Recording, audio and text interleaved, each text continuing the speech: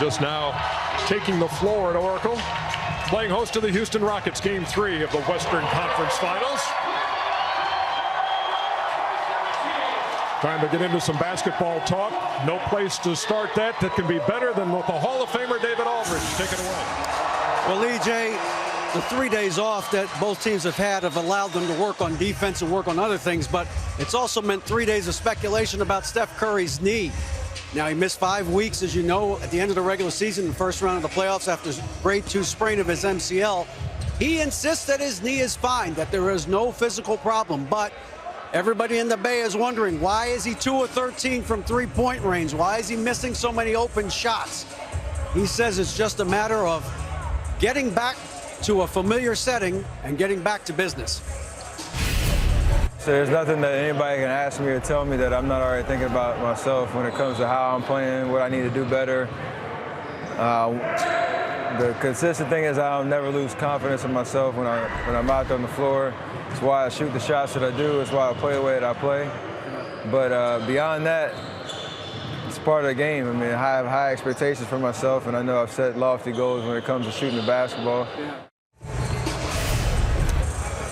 Now, Steve Kerr says that he doesn't think there's anything wrong with Steph's offense that can't be solved by Golden State playing better on defense. They believe that the turnovers and the quick shots that they shot in Game 2 allow Houston to set up their defense, making it more difficult for Curry to get himself going. But, EJ, you can expect the Warriors to try to get Curry going early tonight in Game 3. Back to you. All right, thank you very much, David Aldridge. Curry averaging 22, 6, and 5 in the postseason, 17, 7, and 8 in this series. Again, shooting 44% and 2 for 13 from deep. So Steve Kerr said, hey, look, we got our butts kicked in Game 2. Houston put us on our heels and took control of that game. What do you expect to see with the change of venue here to Oakland for Game 3, Shaq? Well, a fact about great players and Steph Curry. Great players don't allow you to make excuses for them. So we're not going to make excuses for Steph Curry. I've never been a great shooter, but I've been around great shooters. And you have moments like this. Sometimes you're off, sometimes you're on. You can't expect a kid to shoot 90% all the time. However, he's home now. Had a beautiful couple days with his lovely wife, with his family. We also, as great players, we like to look our loved ones in the face and not really want to let them down. I expect him to have a great game tonight. And, you know, a guy like this, you're not going to talk him out of playing great. You're not going to criticize him and beat him up. He's never going to get down on himself. He probably lives for moments like this because he's, deserves to be called the best shooter in the game, and he'll be fine. Right now, he's just off a little bit, but I don't think he's hurt, and I don't want to hear that. Well, I'm really looking forward to the game tonight to see which Rockets team shows up, the team that gets those role players involved, because I actually think the Rockets got more offensive players than the Warriors do. When they get Trevor, Eric, and PJ involved, I mean, Chris and James are their two best players. So you match it up. You got KD, Steph, and Clay. But I also think those Rockets players are better offensive players than anybody they have on the Warriors team. So if the Rockets can use the game plan they used in Game 2. So no longer they lose in 3. No. Oh, no. Well, if they revert back to the way they played in Game 1 and just play one-on-one the whole game, they're not going to beat the Warriors like that. But think about it. When you watch the Warriors play, they got 3 offensive juggernauts. Let's say hypothetically they all get 30. That's only 90 points. But with the Rockets, James is capable of getting 30. Chris is capable of getting 30. But PJ, Trevor, and Eric are the 3 best offensive players after those 3 guys. Think about that. So if the Rockets get those guys involved, get a faster pace, don't go deep into the shot clock, they're going to have a great chance to win this game. Will that style from Game 2 travel here for Game 3, Kenny? Well, yeah, that's the most interesting question in the world. But I think even though it will travel, it's still something that Golden State does well.